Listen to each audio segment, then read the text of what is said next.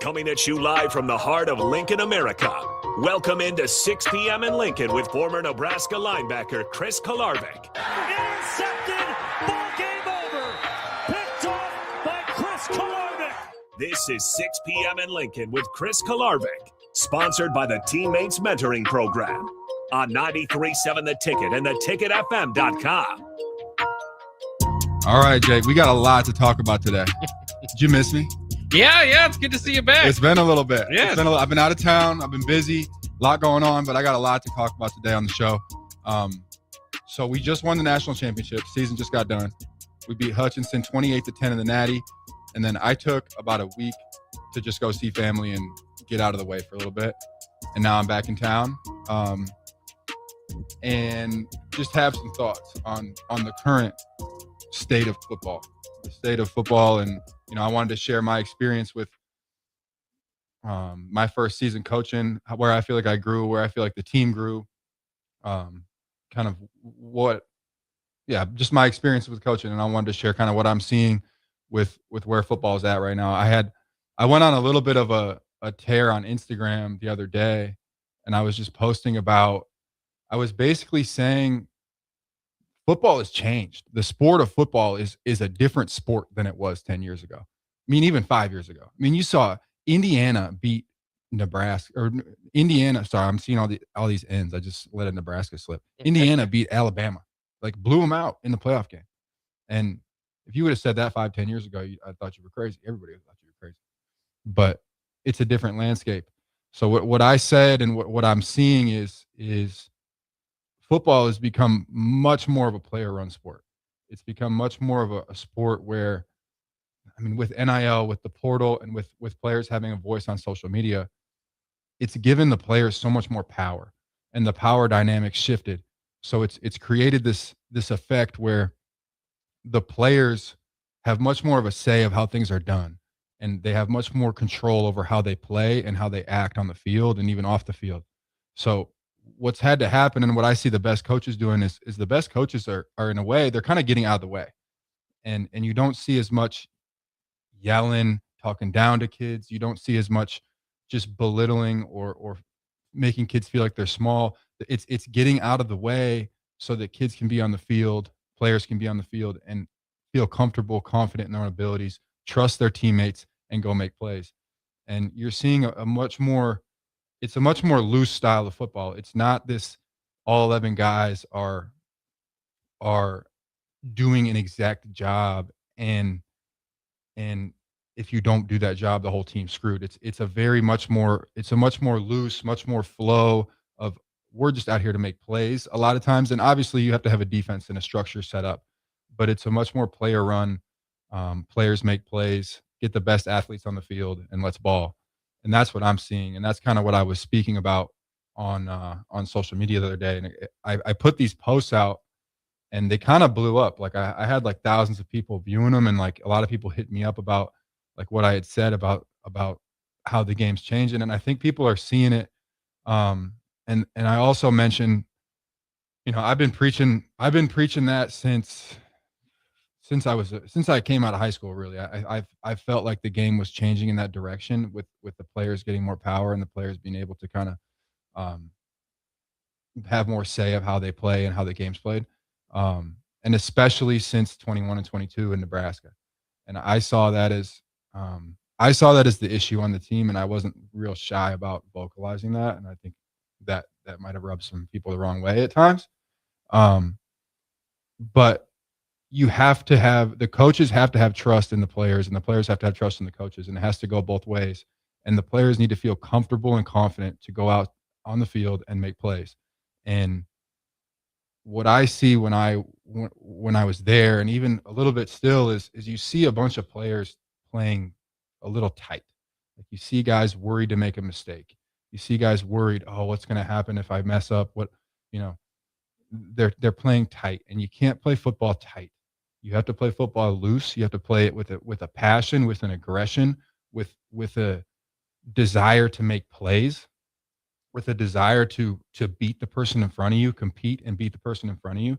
And if you're worried about how am I playing, if you're worried about messing up, making a mistake on the field, you're limiting your ability to go make plays. And I see Indiana, I watch Indiana play, I watch their defense play, and it's a very simple defense. I mean, they play some cover 3, they play some man, and they run a couple blitzes on third down, but it's a very simple defense, and everybody gets lined up and just plays. And they limited Alabama to 3 points. I mean, not many people do that. They've put up 38 on them, and I see a bunch of guys smiling. I see a bunch of guys having fun, and I see a bunch of guys making plays. Not worried about, oh, what if I mess up this step, or what if I mess up this technique? What if I mess this up? It's not about that. They're out there making plays. They're out there doing what they do. And, I think as a team this year at Iowa Western, it was cool to see the team grow into that style of playing. It was cool to see them grow. And by the national championship game, we went down. Little story about this national championship game we played in. We played Hutchinson earlier in the season. We played them in week 2, and we had lost in the Natty game the year before, the year prior, and then we lost to them in week 2. Right at the end of the game, we gave it up. We were up a lot of the game, and then we gave it up right at the end. So we were excited to play them in the Natty. So we played them, and we go down 10-0 in the first quarter, and we all looked at each other and we said, "All right, as players, you guys just got to go out and play." There's not much to be said other than you guys are here for a reason. You're in this position for a reason. You've played well the whole season. You've played well enough to get an opportunity to play in the national championship, and you need to go out and make your plays and just play with passion, play with aggression, play with emotion, play with energy, and go out and make plays and do your thing. And after the first quarter, after the switch flips, we didn't look back. I don't think we let up another first down on defense, and we ended up winning the game 28-0. So it was cool to see kind of the growth and development of the players, being able to play loose and confident in those tight situations when the game's tight, when things maybe are not going your way, because that's the true test of a team. Like, anybody can play well against a bad team. Anybody can win games against, a team where it's not that close. Anybody can play loose against a team that, you should beat. But if you're playing a team that's really good, or you're playing in a high stress situation, if you're playing for a lot of stakes, it's a lot harder to play loose. And that's the most important time to do it. And that's the most important time to trust that as a player, you've been playing this game since you were 7 years old, probably 7 years old. You've been playing this game for a long time, and you have these natural instincts that have been created from playing the game so long and so many times. And when you get in those big moments, there's this tendency to question or second guess your instincts of what's kind of deeply ingrained in you at this point, because you've been playing the game so long. And in those moments, in those high stress moments, that's when you have to fall back on, I know how to play this game, and I know how to do this, and I'm going to do this, and I'm not going to overthink or second guess. If I make a mistake, I'm going to move to the next play. There can't be this constant second guessing. And that's where I see a lot of teams falling short. That's where I see a Nebraska falling short. That's where I see a lot of these other teams falling short, is they haven't recognized that the game has moved to a different to a different style of play, a different way of the ecosystem of the game is completely different. You don't have guys as much coming in and playing for 4 years for the same program. You have guys bouncing around. You have guys coming in for 1 year and having to play. And it's just changed the way the game's played. Because think about it. If you have a kid come in for a year, that's going to be completely different than having a kid for 4 years, because with the 4-year kid, you can kind of instill more, you can run more plays. You can instill more structure to what you're doing. But when you have a kid for 1 year, it's, all right, we're going to run cover 3. You run cover 3, how you know how to run cover 3, and let's go out and ball, and let's go make plays. And that's what it's become more of. It's become more of, I'm not saying it's backyard football. There's still obviously structure to it, but it's become more backyard football. Like, it's become more who's got the best instincts, who can just play football and make plays. And that's what the game is transitioning into. And I think there's a new age of football, and it's here. I mean, you see it. Indiana beat Alabama in a playoff game. I mean, who would have thought?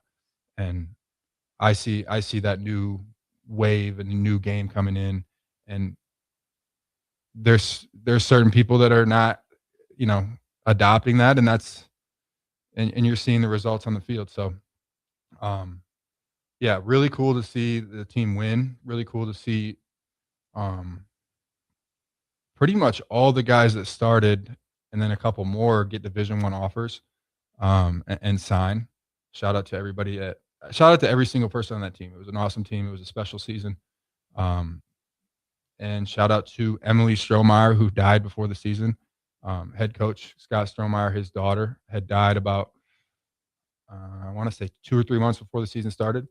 So we had a sticker on our helmet, and so we were kind of playing for her, and ended up winning it for her, and that was awesome to see. So it was a really special season, really cool to be a part of. Um, I went into coaching thinking, obviously, this is what I want to do with my life. I'm passionate about it. This is what I want to pursue.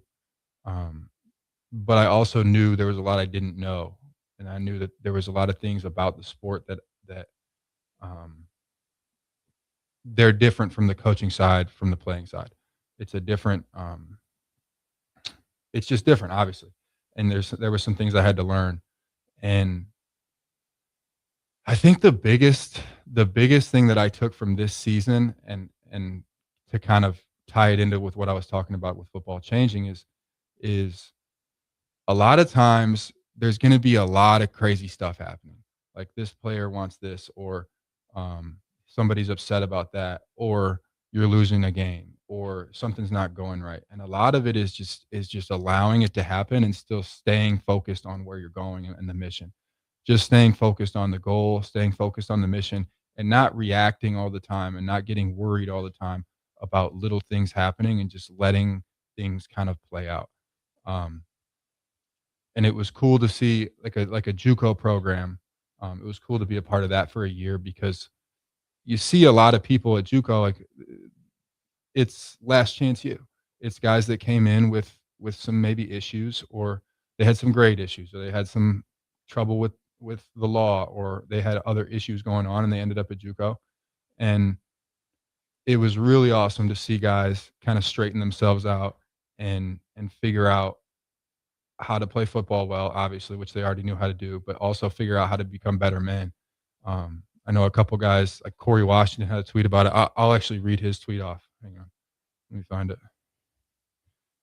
This is bad radio, but I'm taking a pause because I really want to read this, because it was important. And now I'm stalling even more. All right, I found it. So Corey Washington, he started at slot receiver for us. He was a great player. He said, "JUCO, I had a wonderful experience this past year. I know I said I never would go JUCO, but I definitely would recommend it, because it made me grow so much as a man, and it showed me that it's okay to start from the bottom and work myself back up to the top." And I saw a couple dozen guys do that this year, where they're at a hard point in their life where things did not go right for them at the last spot they were at for whatever reason. Maybe they weren't playing, or maybe they had some trouble with grades, or other things, and they end up at JUCO, and they kind of have to get their life straightened out. And to watch guys do that and then go finish the season on such a high note, winning the Natty, was awesome to see. It made me grow as a human to see guys do that and watch that kind of process unfold. Um, there was some days where it wasn't the easiest, because you deal with, I mean, there's 150 kids on the roster. It's not a big program where you kind of are able to build tight relationships with everybody in the building. Like, it's not like that. It's a bigger pool of kids, and they're not there for more than 2 years. So it's a very it's a challenging place to build a culture at. But Coach Strohmeyer over there has done an awesome job building a culture that um, creates that space for kids to grow up, like space for kids who struggled at some point in their life to come here and grow as men, grow as people, become better, and play on the field, and then go get an opportunity at the next level. So it was a really awesome experience to see and be a part of. Um, and what else did I had some other stuff in my mind about football. Um, I kind of just went on like a 15. I don't think I took a breath in 15 minutes, Jake. I don't think so. Like I think I had a lot. Trying to get it all out. I had a lot on my mind. I don't think I took a breath for 15 minutes. All right. I think I'm going to slow the show down now. I might start talking a little slower. I had a lot on my mind that I needed to get out, and I just wanted to go on like a 15-minute rant. And it's one play. Okay. Here's one thing. So I was watching the Miami versus Ohio State game. And all of a sudden, Miami, I think it was their corner, he went and jumped a screen pass and picked it. And it pretty much ended the game. I think it was 7-0 at the time. Like it was 7-0. Miami was up. And I think they were going to win the game. They were a better team. But he goes and picks the ball on a screen pass, and that essentially ended the game. Like it was over. And when I saw that, again, it's when you can have players that feel comfortable and feel confident to go do things like jump a screen pass, because you can't really coach that. You can't really say, hey, bro, go jump this next screen pass. Like you can't say that as a coach, and you can't coach him to do that. But a player who has the ability, number one, physically to do it, and number two, he feels comfortable and he feels like the coach trusts him enough to take chances, because the worst case, if he takes that chance, like he's taking a chance there, he's taking a risk, he's taking a gamble. So he jumps that ball, he misses, and the Ohio State wide receiver catches it. He's probably getting 20 at least, because that's his guy to tackle. So he's taking a risk when he takes that jump at the ball. But the reward on the downside of the risk is, he gets 20 yards, they get a first down, whatever. The upside is we essentially end this game. Like we're up 14-0 and we just picked up a screen pass. Like this quarterback is going to be seeing ghosts the rest of the game. So when you're able to allow players to feel comfortable and confident enough to go make plays on the field, you can change the way the game is played. You can change the dynamic of the game. You can get in a opposing player's head. You can get in the quarterback's head, or as a quarterback, you make a crazy throw or the receiver makes a crazy catch. You can get into the corner. You get in the corners of the DB's head. So there's more to the game than just X's and O's. There's more to the game than just bodies that are out there doing what a coach tells them to do. This game is a game of emotion. This game is a game of passion. This game is a game of players and human beings. This game's a game of human beings making plays off of instincts that have been ingrained in them since they were 5 years old, playing Pop Warner football. Well, maybe not 5. What age do you think you start playing Pop Warner at? I'm not sure. Yeah, maybe 6 or so. I feel like, I started playing Pop Warner in 4th grade, which would have made me 9.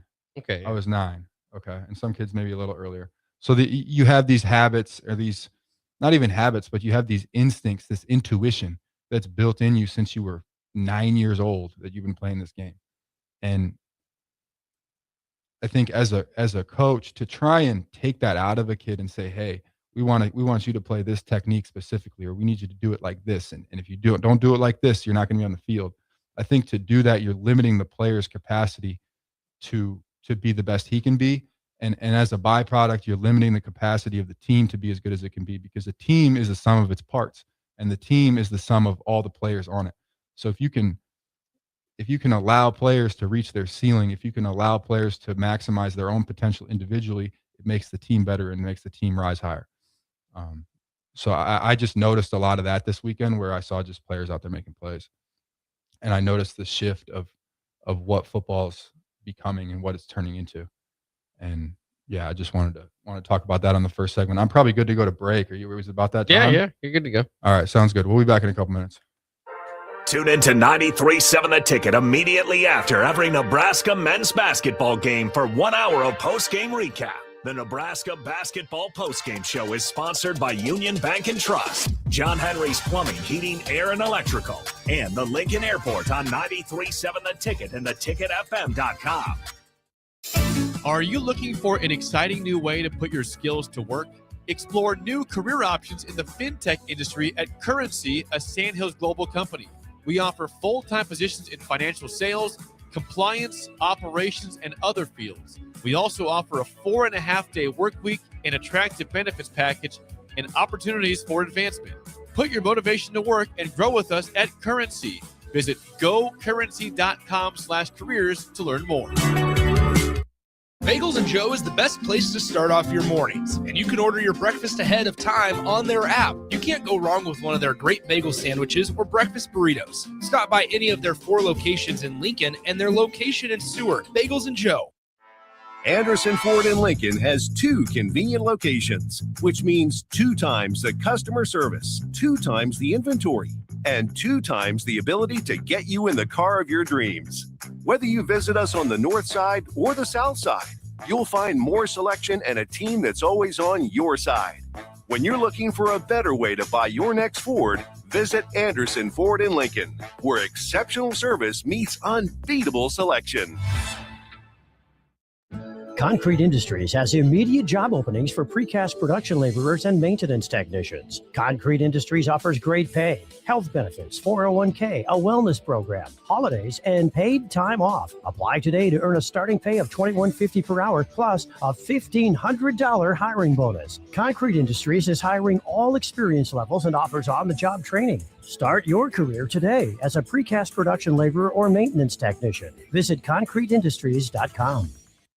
Want to make the easy call? Call John Henry's. From leaky pipes to a broken AC, flickering lights to furnace fights, even drains and duct cleaning, we've got it handled. Plumbing, heating, air, and electrical, all under one trusted roof. Proudly serving homes across Lincoln, Omaha, and surrounding areas and ready 24/7. Visit calljh.com or call John Henry's. 435-5555. John Henry's Plumbing, Heating and Electrical. Graham Tire presents life's greatest adventures. Okay, take the worm, put it on the hook. Now bring your pole back and throw it forward. And just let the fish come to you. I got a bite! It's a big one, Dad! Great road trips start with great service. Graham Tire, your tire store next door, with 5 convenient Lincoln locations, getting you to the places that matter most. With UBT, you've got total control over your money. Like Doug, who runs his game day tailgate like a well-oiled machine. I got burgers, brats, chicken, dogs, plus all the fixins. And with the UBT Go app, I can track my food spending from anywhere. Pro move. They don't call me Grill Sergeant for nothing. No matter your goals, UBT helps you feel good about reaching them. Union Bank and Trust. Member FDIC. MWR, a local company of Lincoln, is proud to announce they are able to offer their own post-frame building packages in metal to anyone desiring a building, whether you're a contractor or a DIYer. They can install your building as always, and they offer multiple different rib profiles and loads of color options, including the wood grain metal at great competitive prices. You can inquire at mwrbuildingandfence.com or just draw your desired building and submit it in their Contact Us page, and they'll get back to you. Call MWR today at 402-540-8966. Back Nine Golf in South Lincoln is the premier indoor golf experience in the state. The weather in the winter months is cold, windy, and as unpredictable as a tee shot on the 450-yard par 4. With top-of-the-line full-swing simulators and a PGA teaching professional, Back Nine Golf is there to help you improve your game and lower your score. Back Nine Golf is open to the public with 24/7 access for members. Learn about Back Nine's variety of memberships today and see the facility for yourself at 7501 South 15th Street in Lincoln, just south of 14th and Pine Lake Road. Back Nine Golf, your premier indoor golf and events destination. Are you ready for a new opportunity? Check out Sandhills Global. Join a dynamic team where your skills are valued and your career can soar. We offer full-time positions with a 4.5-day work week, competitive pay, excellent benefits, and a positive work environment. From IT and marketing to sales and finance, we're looking for talented individuals just like you. Apply today at sandhills.jobs and take the first step towards an exciting future. That's sandhills.jobs. Don't wait, apply now. Big box stores are tempting for buying equipment for your high schooler in sports or for yourself in your sports leisures. But buying new is awfully expensive. Why not go somewhere with new and used options? Play It Again Sports has quality, slightly to gently used equipment, and 50% of their inventory is actually new equipment. And it's more than baseball, softball, and golf. They also have equipment for disc golf, fitness, hockey, and more. Plus, they're always buying products. Bring your gear you're done with and get trade money on the spot. Play It Again Sports at 48th and Vine. Select Plumbing and Utility has been serving Lincoln and the surrounding area for 14 years, and they're not slowing down. Select Plumbing and Utility handles all your plumbing needs, from faucets and water heaters to full renovations, and they can even help with your heating and cooling needs. They're also Lincoln's underground experts, repairing and replacing broken underground water and sewer lines since day one. Contact Select Plumbing and Utility today at 402-560-6197, assuring excellence in every situation, opportunity, and challenge. That's 402-560-6197. Back to 6 p.m. in Lincoln with Chris Kolarevic, sponsored by the Teammates Mentoring Program on 93.7 The Ticket and theticketfm.com. I was just telling Jay, I had a lot to talk about. I just had a lot. I had a lot I wanted to get off my mind. I got more too, but so really, when I got into this coaching thing, I was coming off. I just spent about 8 months working in real estate, working in an office. I grew up in Traverse City. Went to Traverse City, St. Francis. Then I went to Northern Iowa, played well there, and then I went to Nebraska, and then I did a camp with the Bears, and then I went to the CFL. So I've been all over the place in football, and then I said, all right, let's try something else, because I've been doing football a long time, and I mean, even like when I was a kid, it was everything to me too. So I've been doing football a long time, and I was like, okay, let's see what else is out there. And I spent about 8 months doing that, and I realized, oh, this isn't for me. It's just, I love the competitive aspect of it. I love the wanting to win. I love the having every week something to work for, something to look forward to, and I like to win. Like I like to win football games. That's what I like to do.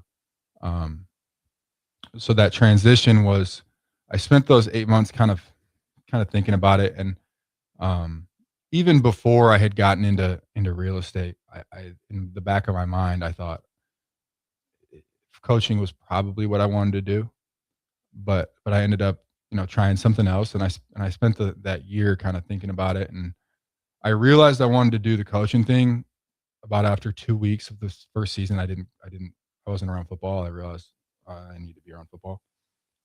It took me about 2 weeks to realize it. At that point, obviously you can't get a job when the season's already going. So I waited till the end of the season and ended up, taking this one at the end of the season. But I just realized the things that I want out of life and what I want out of life. And I realized why I'm here. And it's not the money. It's not the external things, the external factors. I love to win. I love to compete, and I love to be around people who want to grow and be the best version of themselves. And this JUCO program, and honestly, most football programs in general, you just get a lot of people like that. You get a lot of people who want to win and want to be the best version of themselves and improve themselves every day, and go set goals and achieve those goals. And especially a JUCO program where you have kids who are trying to make it out of the hardest time of their life, a lot of them, watching them scrap and claw and fight their way out of, for some of them, literally the hardest period of time that they'll go through in their life, the lowest they've been, to watch them fight and claw their way out of that. It was inspiring to be around. And that's what I like about football. And that's why I got into the sport. I think,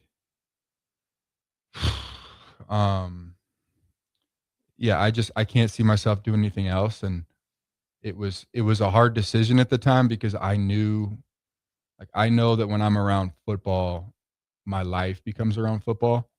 And it was a challenging decision, because I knew I was going to have to, my lifestyle was going to be different. That was going to affect the people around me. Like I knew that it was going to affect family and the people around me, because I was going to have to, move cities for jobs, or I was going to have to probably spend a lot more time thinking about football than I do with my family. So I had to kind of consider those things when I was getting into the sport. And that was I think that was the biggest thing in my mind that I was deliberating on and kind of going back and forth between. It was very hard for me to I shouldn't say it was hard, but it was just a decision that I knew I had to make that was going to have an impact on the people close to me. And I love spending time with them. And I just spent about a week with them back home. But I won't see him again for another, I don't know, 6-8 months, whenever that's going to be. And I knew that was going to have an impact on the people around me. So that was, I think, the biggest decision that I had to make was that. And I ultimately got to the point last year when I wasn't in the game, when I wasn't around the game, where I just realized I can't there's really nothing. I shouldn't say I can't, but there's really nothing else I would really want to be doing. And I'm grateful to have people around me that support me. I'm grateful to have people who support that vision and that dream that I have, and people that, you know, still with how busy I am and how much I have going on, still give me love and support, and that means a lot. And I have people that aren't in my life anymore that I realized didn't need to be there. So I'm thankful for everybody, and I'm thankful for the whole journey and everything that came into it. And it was a great year, and it was great to be back around football. I feel like I've talked on this show a lot about the JUCO thing, and I spent a good portion of this show talking about it, and I've talked about it. I had every coach on our staff pretty much on the show.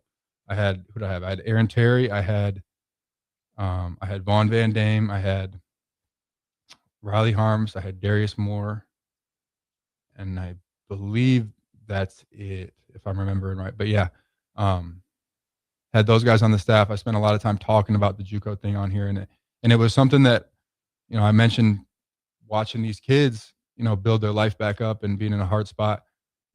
It in a way did the same thing for me. It allowed me to, I spent a year away from football, and it allowed me to kind of get back into the sport I love and feel like I'm being myself again.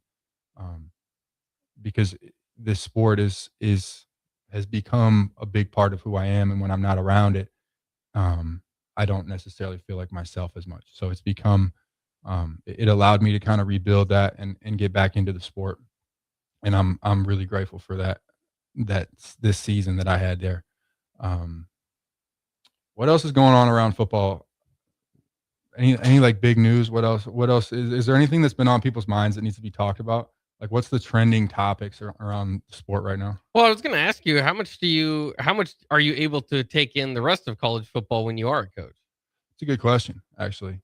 There was I'll be honest, there were some games where we were blowing a team out pretty bad, and we'd be checking the score. I'm in the box, so like me and the offense, like we'd be checking the scores a little bit during the game, and then bus trips, we watch football on the bus. We've got some people that are big fans of certain teams, and we'll watch games on the bus. And I didn't watch a ton of NFL this year. That was one thing that I didn't. People ask me about NFL. I didn't watch a bunch of NFL this year, but I watched a lot of college football. Probably not as much as if I were just a fan. But to be honest with you, like sometimes personally, I have a hard time just sitting and watching a game because of the commercials. Like I get a little bit bored because of the commercials. Like I like watching film, and I like buzzing through film, and I like being able to kind of skip through stuff. But I have a little bit of a low attention span where like sitting and watching like a full 3-hour game, I don't do a ton of. Like I check on all the news, and I check the scores and everything, and then I'll watch film. But like sitting down and watching a whole game, I don't do a ton of. But yeah, I kept up with a lot of college football, and I like to watch kind of like I was talking about earlier. I like to watch the sport from the angle of like how's things changing, like what's like the overall atmosphere like, and like watching how dudes are playing, like watching what kind of techniques and things they're playing with, and I like to kind of see that and like what's trending in the sport, and what works and what isn't working. I like to watch it from that angle. But yeah, I kept up quite a bit with college. I watched a couple Nebraska games. I have opinions. I have opinions. I think right now I'm at a different school, and I'm in a different place in my life, and I'm not at Nebraska anymore, and I don't really really feel like it's my place to share those opinions about the school. And I've really tried to move my vision and my goals to a different direction. So that's not a huge part of my life anymore. But yeah, it was great to watch football from that lens, and watching Indiana football is fun. I'll tell you what, watching Indiana football, I haven't watched a team. There hasn't been a team in the last 5 to 6 years that I've enjoyed watching as much as Indiana. And Mendoza, he won the Heisman, but he's not a Johnny Manziel. Like he's not a Tim, not even Tim. He's not a Cam Newton. Like he's not a generational talent playing out there, and his stats weren't even that crazy. It's just a team of guys that are playing really well together. It's a team of guys that are coached really well, who understand, what their role is on the team, and then when they can take chances, when they can make plays, when they can just go make something happen on the field. And they're a fun team to watch for sure.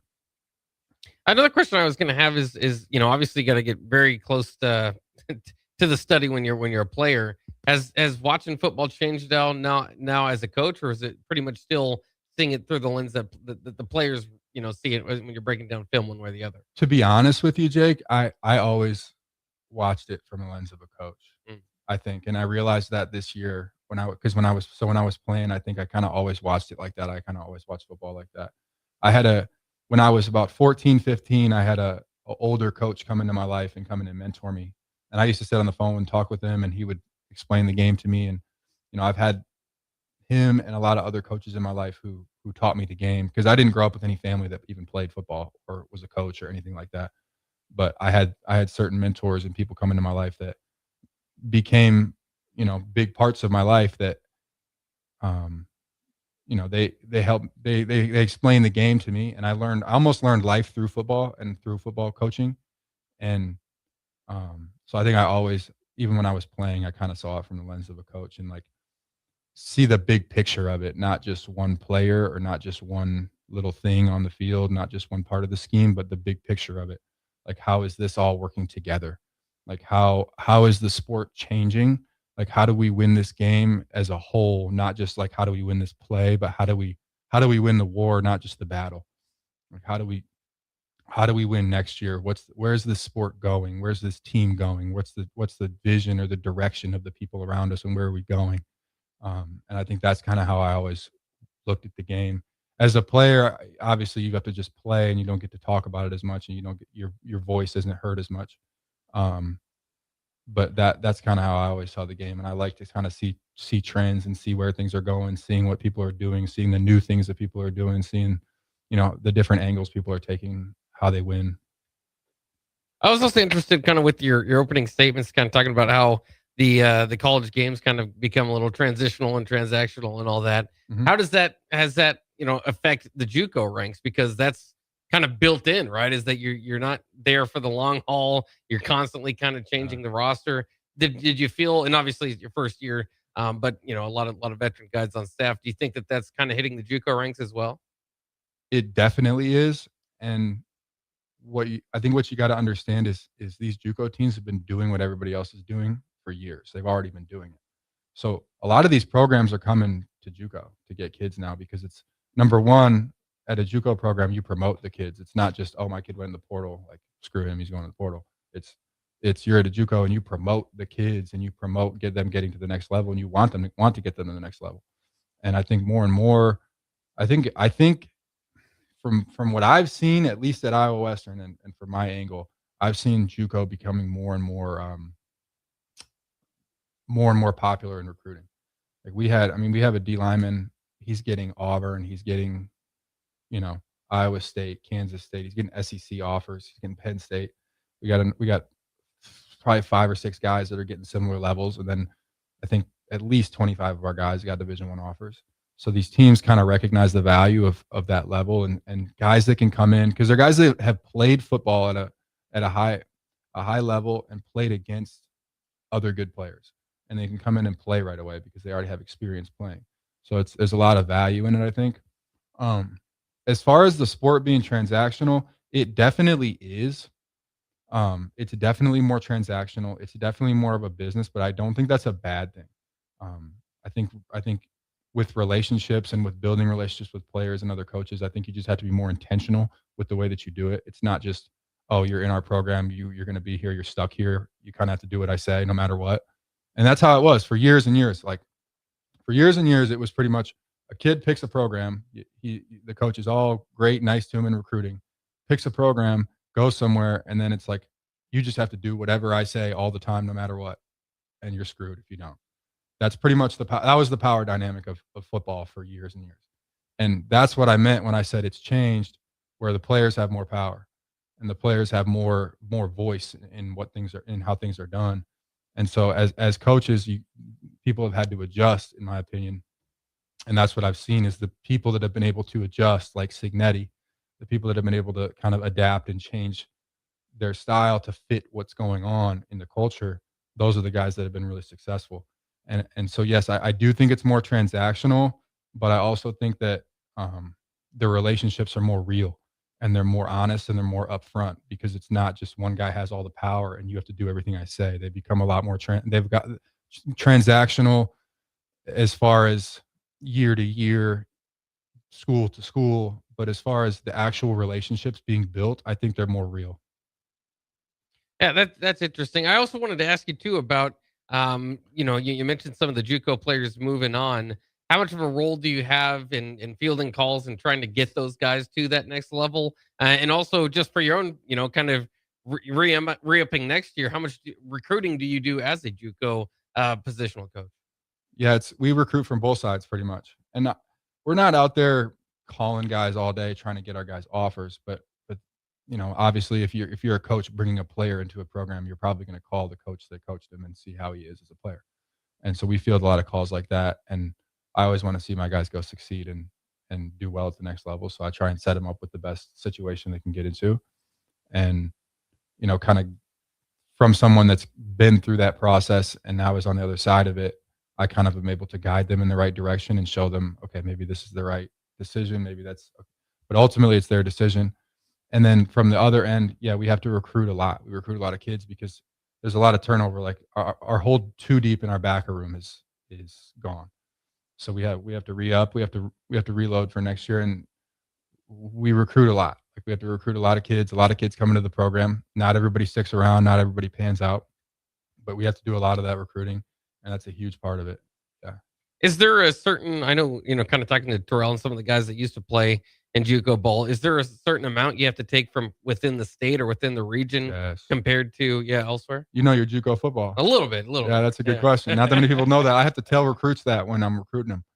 But yeah, so we have, I think we have 75 active roster spots. So we have I want to say we have 180 kids on our team, like scout team, everybody, freshmen, red shirts, everybody. I'm close to 200. But then the active roster for game day is 75. 20 of those can be out of state, 25 can be border state, and then the rest are Iowa. Oh my. Yeah. So the out of state guys are typically scholarship guys, starter guys for us, because if we're going to be one of those 20, you have to be productive. And then we kind of fill in with the talent everywhere else. But yeah, that definitely impacts the game. It definitely impacts how you recruit, because you have to recruit Iowa a lot heavier, obviously, which is probably a good thing because we're an Iowa school and having Iowa kids in the program is awesome and they do a great job. But yeah, that definitely presents some challenges. Yeah, I always thought that was kind of interesting. We are up against a break. Ready to go do one more of these? Yep. All right, we'll take a quick break. See you soon.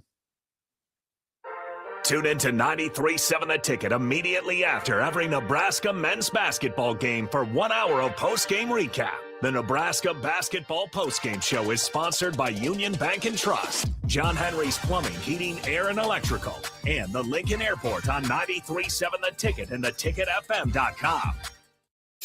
Are you looking for an exciting new way to put your skills to work? Explore new career options in the fintech industry at Currency, a Sandhills Global company.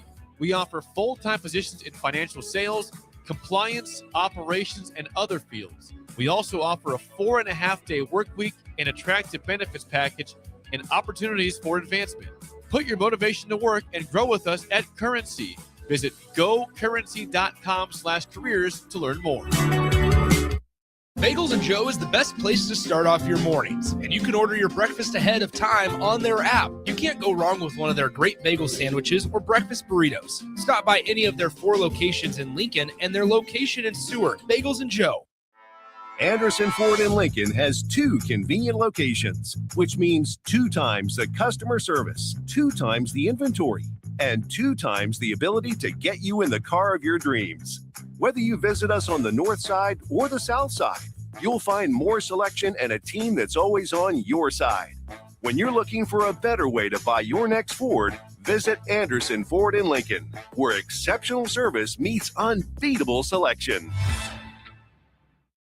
Concrete Industries has immediate job openings for precast production laborers and maintenance technicians. Concrete Industries offers great pay, health benefits, 401k, a wellness program, holidays, and paid time off. Apply today to earn a starting pay of $21.50 per hour plus a $1,500 hiring bonus. Concrete Industries is hiring all experience levels and offers on-the-job training. Start your career today as a precast production laborer or maintenance technician. Visit concreteindustries.com.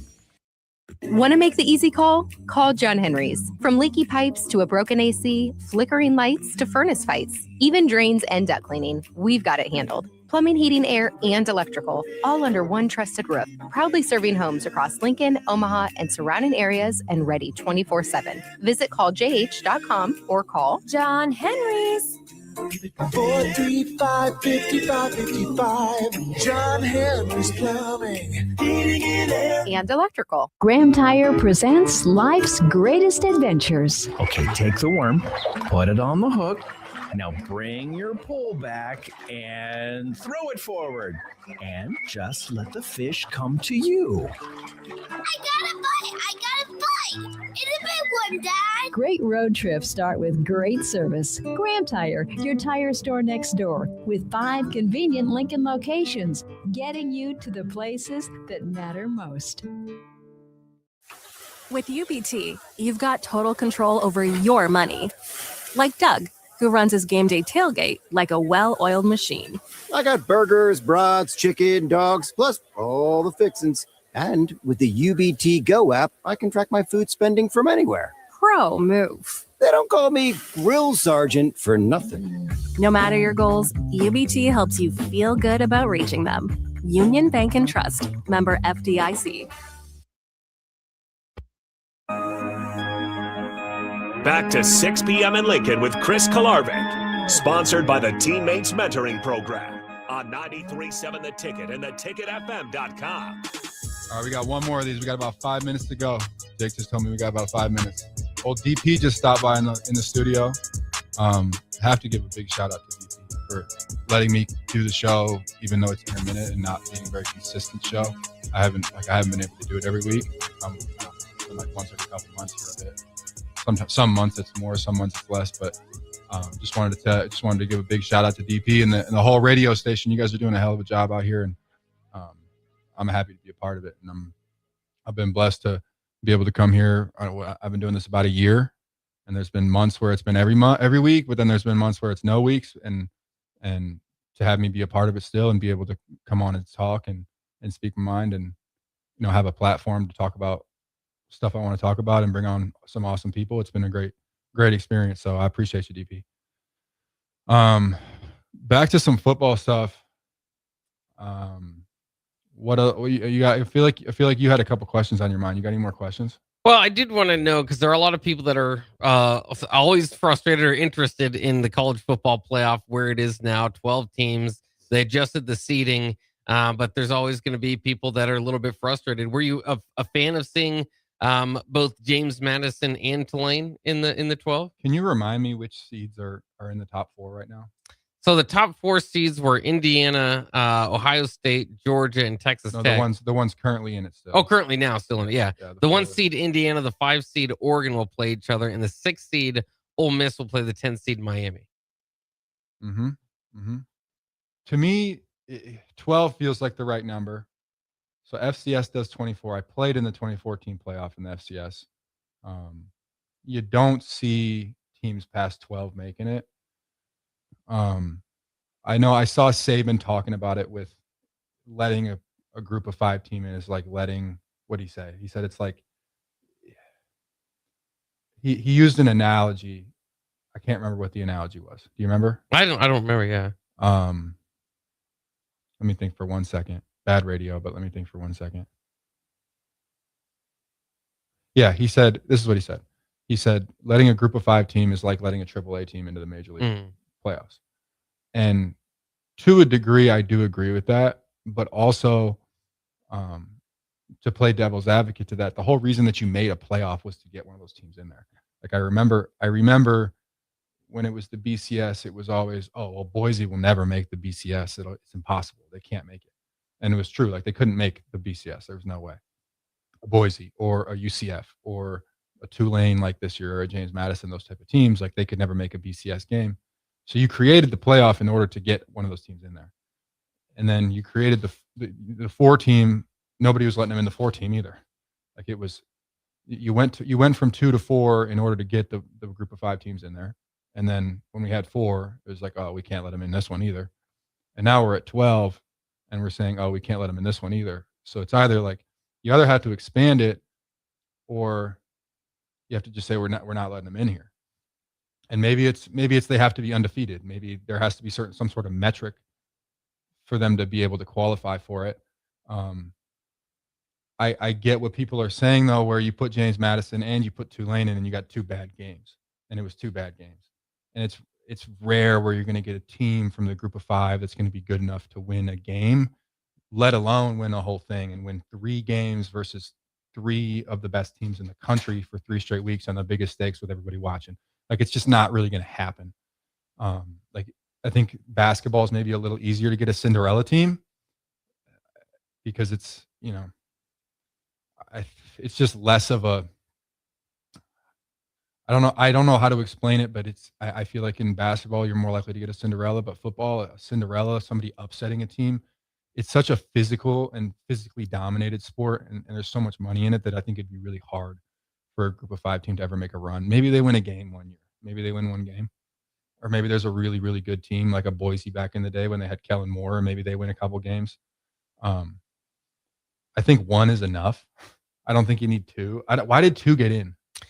So it was a little bit because the ACC. So they're supposed to be the 4 highest ranked conference champions or 5 highest ranked conference champions, and the ACC did not end up having a high ranked conference champion because they had tiebreakers at the top, and so Duke got in. Miami's still playing, but they didn't make it to the ACC championship game. So Miami should still be playing because they're really good. Yeah, I'm glad Miami's playing, and I'm glad they got in because.